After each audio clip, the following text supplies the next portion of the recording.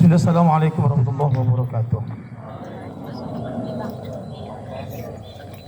Alhamdulillahi haqqa hamdih wa syukru lillahi haqqa syukrih wahdahu afdalu salamu ala ashrafil khalqih wa ala alihi wa sahbihi. Subhanaka la ilma lana illa ma 'allamtana innaka antal alimul hakim. Rabbi israh li sadri wa yassir li amri wahlul 'uqdatam min lisani yafqahu qawli. Ilahi anta maqsudi wa ridhaka matlubi a'tini mahabbataka wa ma'rifataka. Qala ta'ala fi kitabihil karim wa huwa asdaqul qailin. A'udzu billahi minasyaitonir rajim. Bismillahirrahmanirrahim.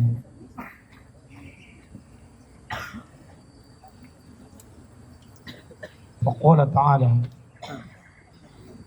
Rabbi laula akhartani ila ajalin qarib fa asaddaq wa aku minas salihin.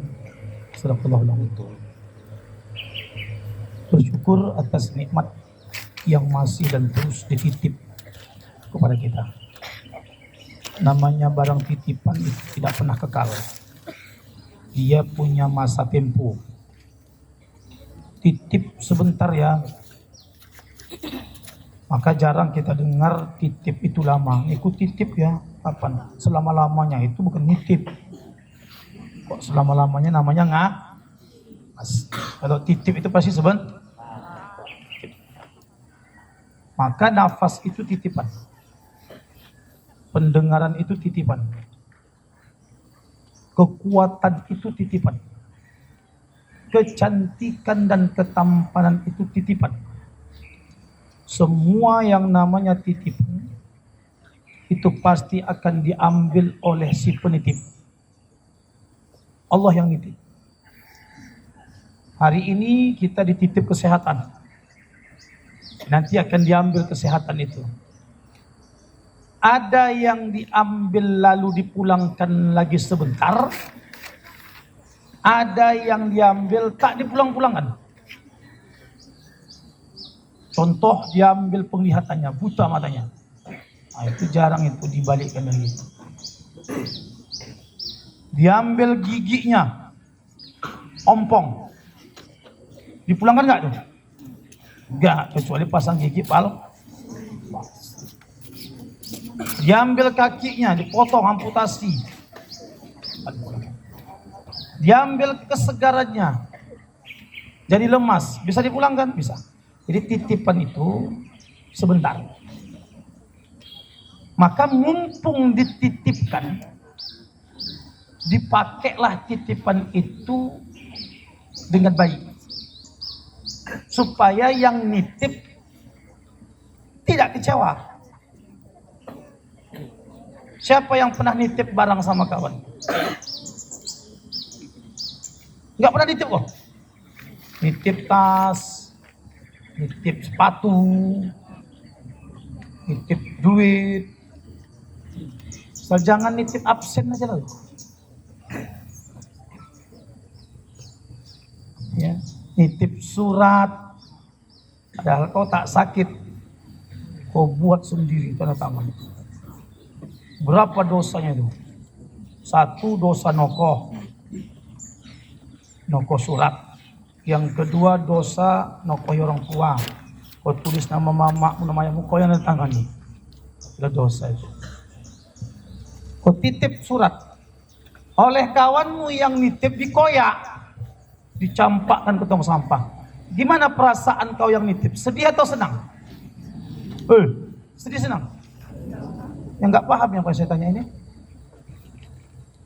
Kau sakit pura-pura atau betul-betul sakit lah. Kau titip surat sama kawanmu. Datang kawan kau yang kau titipkan itu dikoyaknya surat kau, dicampakkannya ke tong sampah. Gimana perasaanmu? Sedih apa senang? Karena titipannya tidak diamanahi, tidak dijaga. Ini kau bisa jalan ini, bisa nengok, bisa nafas, itu titipan. Titip sama Allah. Nih, aku titip sama kau, pakai. Nanti satu saat aku ambil. Kau pakai titipannya tak betul. Jadi murid itu titipan. Nah, Jadi guru itu titipan. Jadi pemimpin itu titipan. Jadi kalau dikasih titipan, dijaga titipan itu. Dipakai sebaik-baiknya. Jangan dirusak. Karena kalau satu amanah, satu titipan dirusak, itu korbannya banyak. Banyak yang jadi korban. Siapa yang tak wudhu hari ini? Sembayangnya. Angkat tangan. Angkat tangan. Oh, perempuan. Laki-laki. Masa kok malu? Itu korban titipan.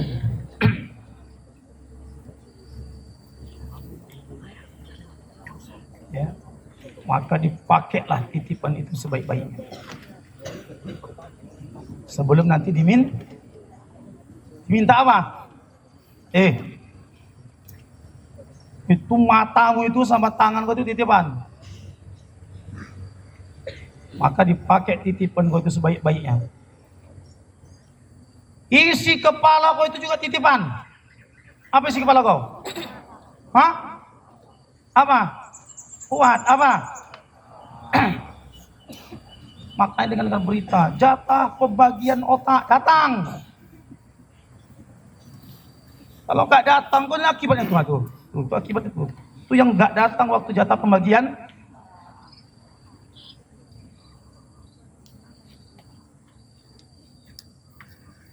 Maka kita pakai titipan itu sebaik-baik.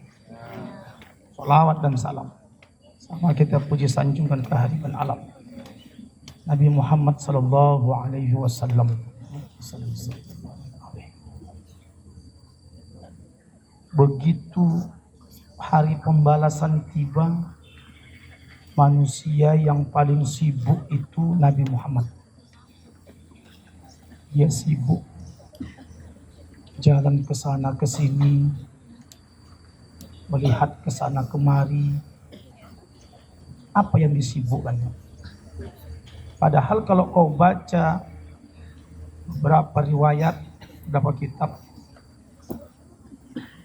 pada hari itu orang tak peduli sama orang lain. Gak sempat ngurusi orang lain. Karena manusia masing-masing sibuk ngurus diri sendiri. Amalku cukup gak ini? Hari pembalasan. Tapi ada satu orang bukan sibuk ngurusi dirinya, sibuk nengok-nengok nyari-nyari orang lain. Siapa dia? Nabi Muhammad. Yang disibukkan nengok umat kayak mana nanti umatku ini. Ini umat yang kurang-kurang ajar kayak gini, kayak mana nanti ini. Sibuk dia. Kemudian Nabi sujud dengan sujud yang paling lama. Padahal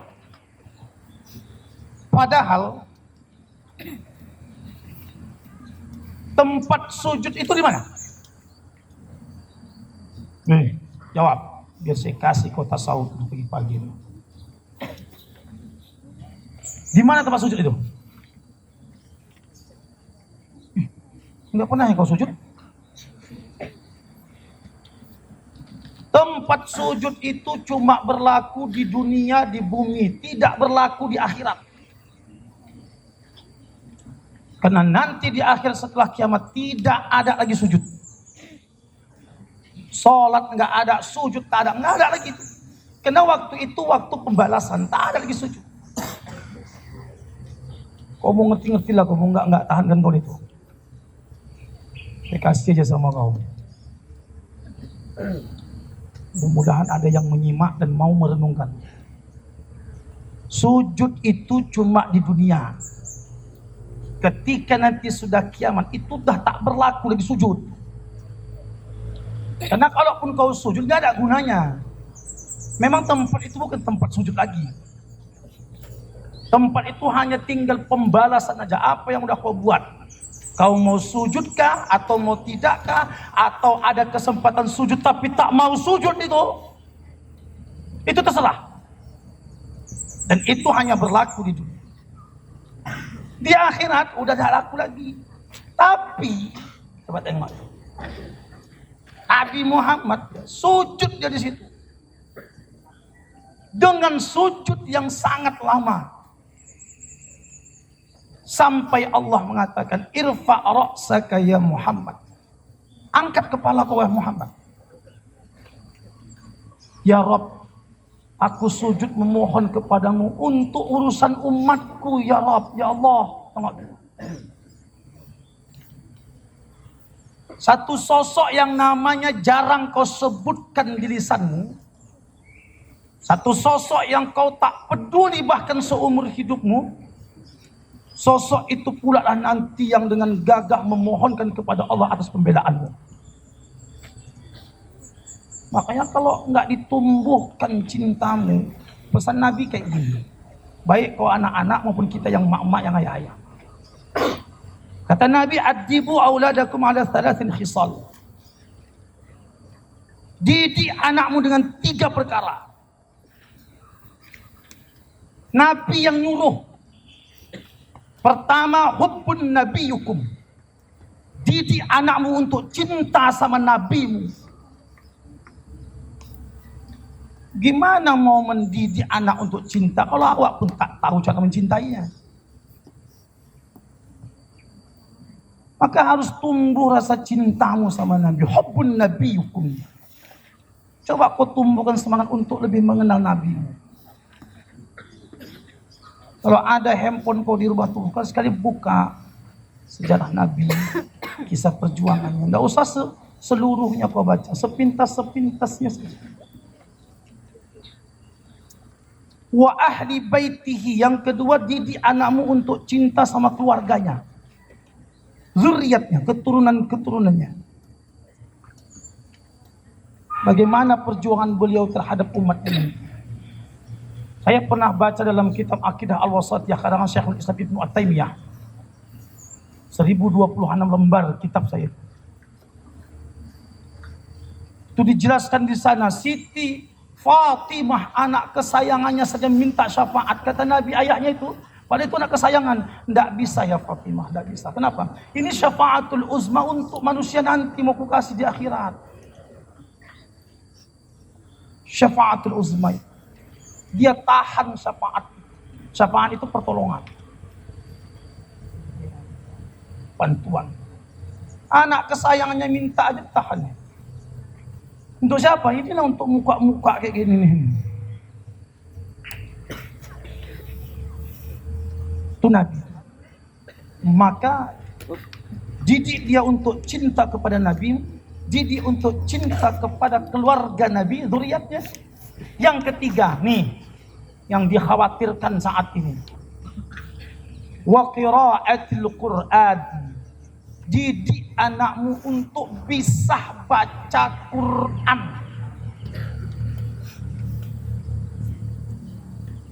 Karena sekarang banyak orang takut anaknya tak bisa bahasa Inggris ketimbang tak bisa baca Quran.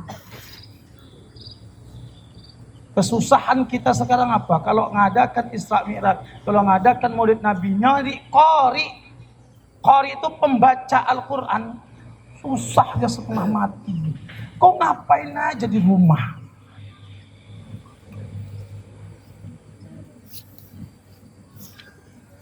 Sering Bapak katakan, kalau kau tak mampu mendatangi guru ngaji, karena besar badanmu, karena malu kau, datangkan guru ngaji itu ke rumahmu. Walaupun secara keberkahan itu jauh. Karena yang berkah itu kau yang datang. Sumur didatangi timba, bukan sumur yang mendatangi timba. Timba nyari sumur, bukan sumur yang nyari timba. Kau pernah nengok sumur nyari timba? Pernah? Itu sumur dalam sholat, jalan-jalan dia nyari timba. Oh, mana ember, pernah? Pernah? Yang ada itu apa? Embernya, timbanya nyari Artinya apa itu? Dicari guru itu, didatangi.